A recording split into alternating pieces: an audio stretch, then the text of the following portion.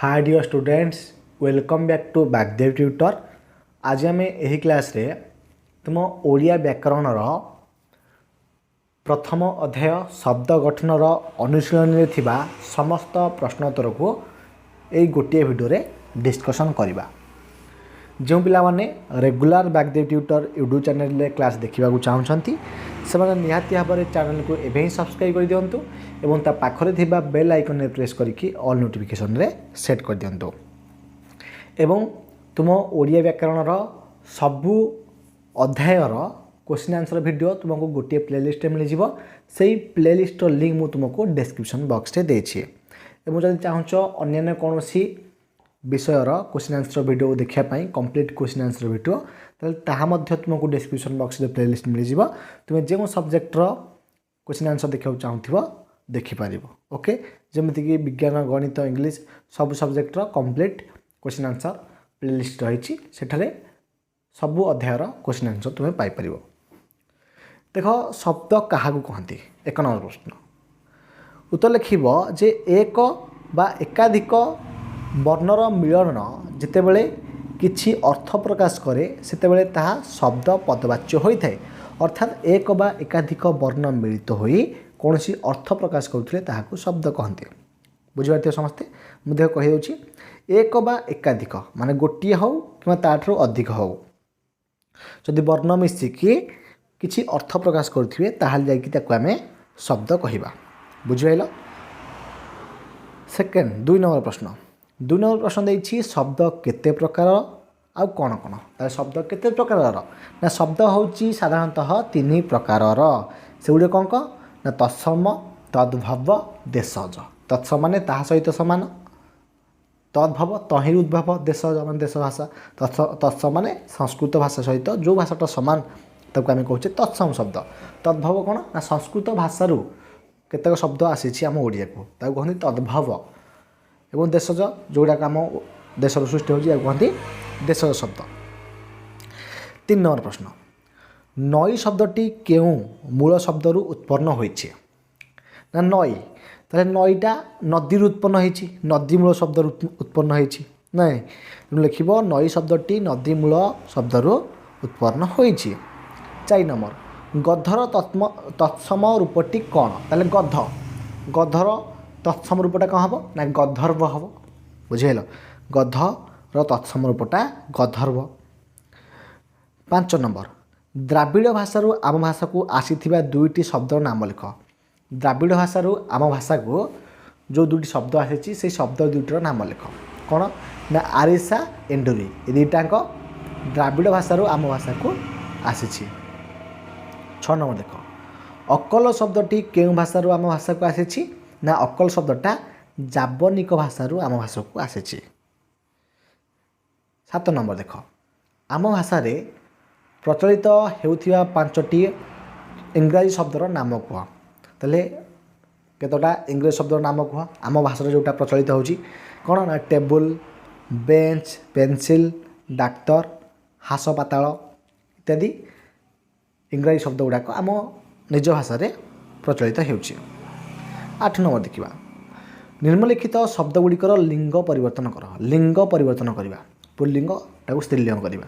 किशोर pulling कौन हम ना किशोरी हम, बधुर पुल्लिंग कौन हम ना बर, बगुली कौन हम ना बग हम, पितार कौन हम ना माता हम, स्वामी कौन हम ना स्त्री हम। बुझे समझते जाए। यहाँ पर देखा आम 9 नंबर प्रश्न। 9 नंबर प्रश्न देछि वचनर संज्ञा निरूपण कर। वचनर संज्ञा निरूपण कर अर्थात वचन क्या कह जाए। उत्तर हम कौन ना जो व्यक्ति बा वस्तुर संख्या जना पड़े। अरे वचन मैंने कौन जो व्यक्ति हो कि कौन वस्तु हो तार जो संख्या जना पड़े ताकू ही आम वचन कहे। अरे बुझिपारे कि धर जाऊ गोटे इटा थुआई थोड़ा गोटे इटा दुईटा इटा थुआई आम कह दुईटा इटा तेणु ये संख्या जना पड़ी कारण वस्तुटार संख्या जना पड़ा इटाटार संख्या जना पड़ा तेणु जो व्यक्ति कि वस्तुर संख्या जना पड़े ताहाकू वचन कह जाए। बुझीगला जाए समस्ते। 10 नंबर देख पुत पुत मध्य थिबा अर्थगत पार्थक्य दर्शा। देख गोटे देछि हर्ष पुत आ गोटे पुत देछि। ओके তাহলে দেখ এই পুତ୍ର ଅର୍ଥ ହେଉଛି କ'ଣ ପୁଅ ବା ପୁତ୍ର ଯେଉଁ ଆମେ କହୁଛେ ବୁଝିଲ ଏଇ ପୁତ୍ର ଅର୍ଥ ହେଲା ପୁଅ କିନ୍ତୁ ଏଇ ପୁତ୍ର ଅର୍ଥ ହେଉଛି ପବିତ୍ର ମନେ ରଖ ଏଇ ପୁତ୍ର ଅର୍ଥଟା ହେଲା କ'ଣ ନା ପୁଅ ଏବଂ ଏଇ ପୁତ୍ର ଅର୍ଥ କ'ଣ ହେଉଛି ନା ଏଇ ପୁତ୍ର ଅର୍ଥ ହେଉଛି ପବିତ୍ର ବୁଝିଲ ଏହା ସମସ୍ତେ ତାହେଲେ 10 ନମ୍ବର କ୍ଲିଅର ହେଇଗଲା ଏଥର ଆମେ ଯିବା 11 ନମ୍ବର ଆଡ଼କୁ 11 ନମ୍ବର ପ୍ରଶ୍ନ କ'ଣ ଦେଇଛି ଭଲ ହେଲା କର 11 ନମ୍ବର ଦେଇଛି କୃପଣର ବିପରୀତାର୍ଥ ବୋଧକ ଶବ୍ଦଟି ଲେଖ କୃପଣର ବାଦାନ୍ୟ ହେବ ବୋଧେ ହଁ ଦେଇଛି ଦେଖ ବାଦାନ୍ୟ ଓ ନୁହଁ ହେଲା ବାଦାନ୍ୟ କୃପଣର କ'ଣ ହେବ କୃପଣର ବାଦାନ୍ୟ ହେବ ରାଇଟ୍ ଆନ୍ସର ବାଦାନ୍ୟ ନୁହଁ ବଦାନ୍ୟ କ'ଣ ହେବ ବଦାନ୍ୟ 12 ନମ୍ବର ନିର୍ଜନ୍ତ ଓ ଜଳନ୍ତ ମଧ୍ୟରେ କ'ଣ ପ୍ରଭେଦ ଅଛି ଦେଖ ନିର୍ଜନ୍ତ ମାନେ କ'ଣ ନା ମୂଳ ଧାତୁ ସହିତ ଣିଚ୍ ପ୍ରତ୍ୟୟ ଯୋଗ କରାଯାଇ ଗଢ଼ା ଯାଉଥିବା ଧାତୁକୁ ନିର୍ଜଳ ଧାତୁ କୁହାଯାଏ ଭଲରେ ମନେ ରଖ ନିର୍ଜନ୍ତ ଆଉ ଜଳନ୍ତ ଏ ଦୁଇଟା ମଧ୍ୟରେ ପ୍ରଭେଦ ଦେଇଛି ଆମକୁ କ'ଣ ଅର୍ଥାତ୍ ପାର୍ଥକ୍ୟ କହିଛି ତେଣୁ ନିର୍ଜନ୍ତ ମାନେ କ'ଣ ନା ନିର୍ଜନ୍ତ ମାନେ ହେଲା ମୂଳ ଧାତୁ ସହିତ ଣିଚ୍ ପ୍ରତ୍ୟୟ ଯୋଗ କରାଯାଇ ଗଢ଼ା ଯାଉଥିବା ଧାତୁକୁ ନିର୍ଜନ୍ତ ଧାତୁ କୁହାଯାଏ ଯେମିତିକି ଏକ୍ଜାମ୍ପଲ୍ ହେଲା ମୂଳ ଧାତୁ ପ୍ଲସ୍ ଣିଚ୍ ସମାନେ ନିର୍ଜନ୍ତ ଧାତୁ ଏକ୍ଜାମ୍ପଲ୍ ଦେଖ ସ୍ତା ଯୁକ୍ତ ଣିଚ୍ ସମାନେ କ'ଣ ହେବ ସ୍ତାପି ପଠ ଯୁକ୍ତ ଣିଚ୍ ସମାନେ ପାଠି ବୁଝିପାରିଲ ସମସ୍ତେ ତାପରେ ଦେଖ ନେକ୍ସଟ ଜଳନ୍ତି କ'ଣ ଜଳନ୍ତି ଯେଉଁ ଆମେ କହୁଛେ ନା ଆତିଶଯ୍ୟକୁ କାହାକୁ ନା ଆତିଶଯ୍ୟକୁ ବୁଝାଇଥିବା ବା ବୁଝାଇବା ପାଇଁ ମୂଳ ଧାତୁରେ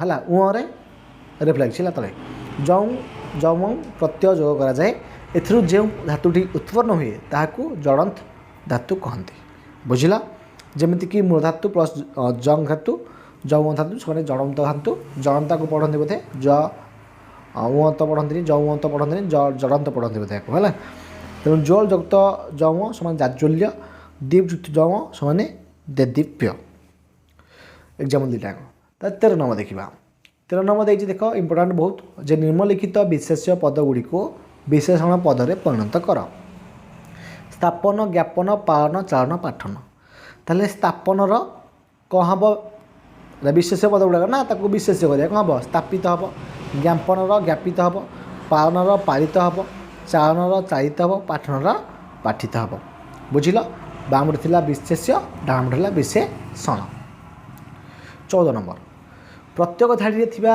ଭିନ୍ନ ଧର୍ମୀ ଶବ୍ଦଟିକୁ ବାଛି ଲେଖ ଦେଖ ଯେଉଁଟା ଭିନ୍ନ ଥିବ ତାକୁ ଆମେ ବାଛିବା ଧନରତ୍ନ ଭଲ ମନ୍ଦ କିଣା ବିକା ସୁଖ ଦୁଃଖ ତେଣୁ ଦେଖ ଭଲ ମନ୍ଦ କିଣା ବିକା ସୁଖ ଦୁଃଖ ଧନରତ୍ନଟା ଅଲଗା ହେବ ବୁଝିଲ ପେଟ ପାଟନା ବନ୍ଧୁବାନ୍ଧବ ବାସନକୁସନ ଲୁଗା ପଟା କେଉଁଟା ବନ୍ଧୁବାନ୍ଧବଟା ହେବ ପିପାସା ଜିଜ୍ଞାସା ତମସା ପିଫଟାସା ପିପ ଠିସା କେଉଁଟା ହେବ ତମାସାଟା ଅଲଗା ଏଠାରେ ହେବ ତେଣୁ ଫାଇନାଲି ଆମେ ଏହି କ୍ଲାସ୍ରେ ଶବ୍ଦ ଗଠନ ଅଧ୍ୟାୟର ଅନୁଶୀଳନୀ ଥିବା 1 ନମ୍ବର ଠାରୁ ଆରମ୍ଭ କରି 14 ନମ୍ବର ଯାଏ ସବୁ ପ୍ରଶ୍ନର ଉତ୍ତର ଗୁଡ଼ିକୁ ଡିସ୍କସନ୍ କରିଦେଲେ आशा करुँच समस्ते क्वेश्चन आंसर गुड़ी भल भाव बुझीपारे जदि तुम किसी डाउट रही मत कमेंट रे निश्चित भाव में कमेंट कर जनातु एवं रेगुलर जदि क्लास देखा चाहूच ताल निहाती भाव में बागदे ट्यूटर चैनल को सब्सक्राइब कर दियो एवं ता पाखरे गोटे बेल आइकन आसियो से प्रेस करके ऑल नोटिफिकेशन रे सेट करिवो जहाँद्वारा प्रतिदिन तुम्हें क्लास देखिपार ओके सहित यही वीडियो को एठार एंड करुँची पुणी देखा नेक्स्ट क्लास रे एवं जो मैंने तुम ओडिया व्याकरणर किंबा अन्य विषयर कंप्लीट क्वेश्चन आंसर वीडियो देखा चाहते से डिस्क्रिप्शन बॉक्स में प्लेलिस्ट गुड़ाक लिंक मिल जाए सेठा जाई क्वेश्चन आंसर वीडियो देखिपार धन्यवाद।